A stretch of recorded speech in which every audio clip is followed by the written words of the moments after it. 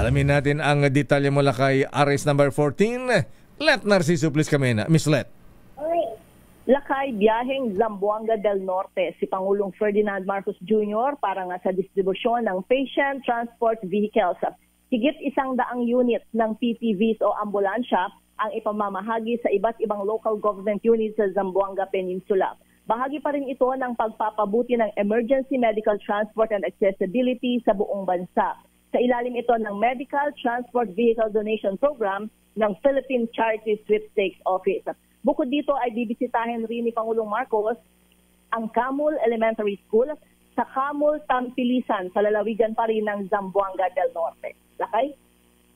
Hindi pala sa Zamboanga City. Akala ko Zamboanga City ang pupuntahan. Lakay? Dipolog City. Dipolog. Oo, pero yung mga, doon lang yung venue Lakay ng distribution. Pero yung ang mga ambulansya ay para sa buong Zamboanga Peninsula. So, sakop, ayan.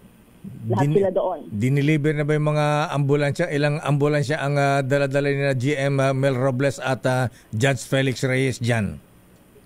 106 units, Lakay. Ba, dami-dami, ha? Ayan na. Nandun na ngayon. Ready na for distribution, Let.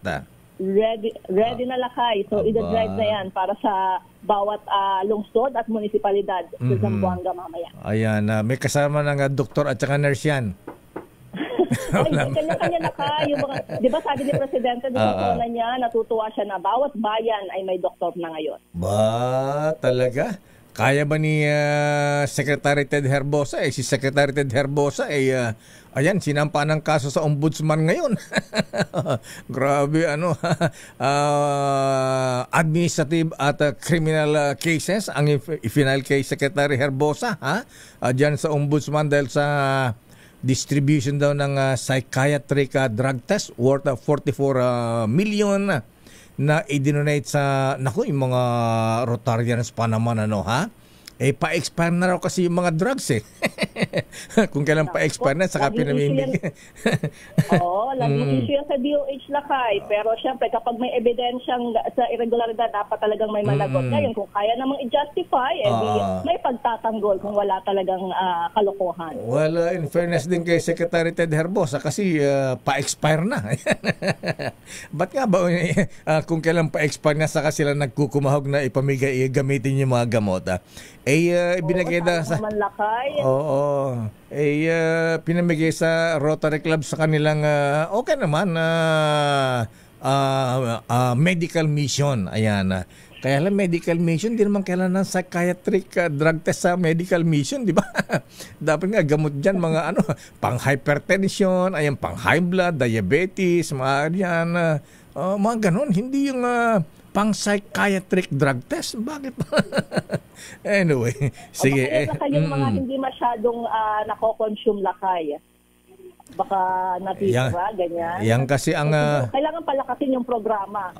Yan kasi ang dapat din Mr. President siguro sa mga sa Congress. Ayan sila ang naglalaan ng mga budget sa iba't ibang departamento.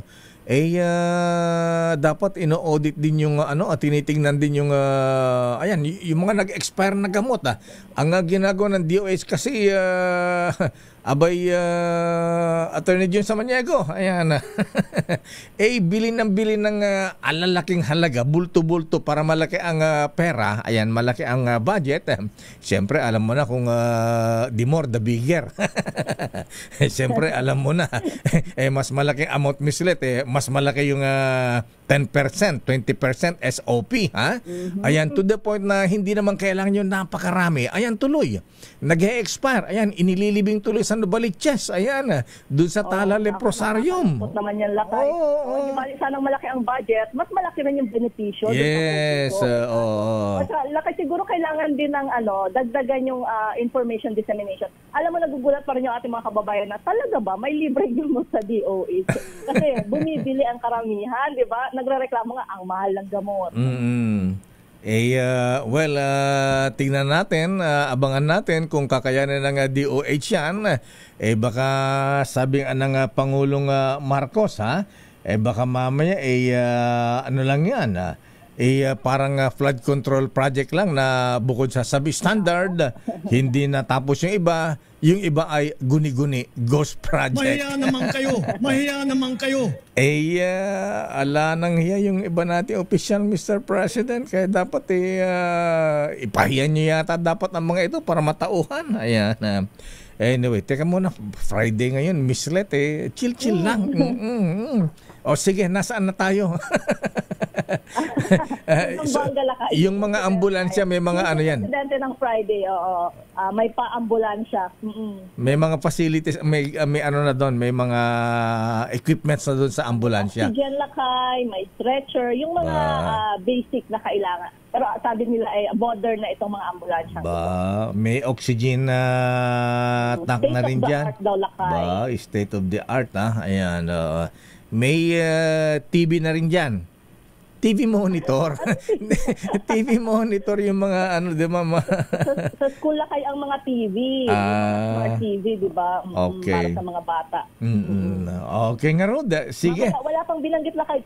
Dun sa, bibisita kasi siya dun sa elementary school, wala pang binanggit kung anong gagawin ng presidente doon. Kung titingnan niya lang. Siyempre, alam niya kung anong pangangailangan at kung may bit-bit ba siyang pasalubong doon. Ay, oo nga. Ano, ha? Ayan. Pero madalas naman kapag bumibisita siya sa mga school lakay, may mga school supplies at may donasyon para doon sa school. Di ba namimigay ng libro, mga ano? May mga libro pa bang Pepe and Pilar? Mga ganun. Di ba, sabi nga ni Secretary Angara, kailangan mabigyan din ng libro yung mga mag-aaral para kapag may kalamidad, hindi nakakapunta sa school, ay may alternative. Yes. Ayan. Okay, maraming salamat, Miss Let. Kasama ka ba? Pupunta ka rin ba ng Zamboanga? Tama, Zamboanga. Di ka nabunot? Mamonitor lang natin si Presidente lakay kasi may pre-departure briefing din sa Malacanang para naman doon sa kanyang biyahe sa India. Oo nga pala, kailan ang biyahe sa India? Lunes ba o Linggo? Next week na lakay. Lakay sa Lunes. Sa Lunes. Kasama ka doon? Ba't pa ka ganyan? Pagka India, parang ayaw nyo yata mabunot. Pero pagka US, Japan, Europe, parang pananay, sana mabunot ako makasama sa coverage. Baka mas marami lakay ang kasama sa delegasyon. Konti lang yung konti lang yung para sa MCC. Okay, sige. Okay nga, Rod. Maraming salamat, Miss Letta. Good morning, lakay. Ito si Let Narciso para sa DZRH. Una sa Pilipinas, una sa Pilipino. Maraming salamat, Let Narciso mula sa Malacanang.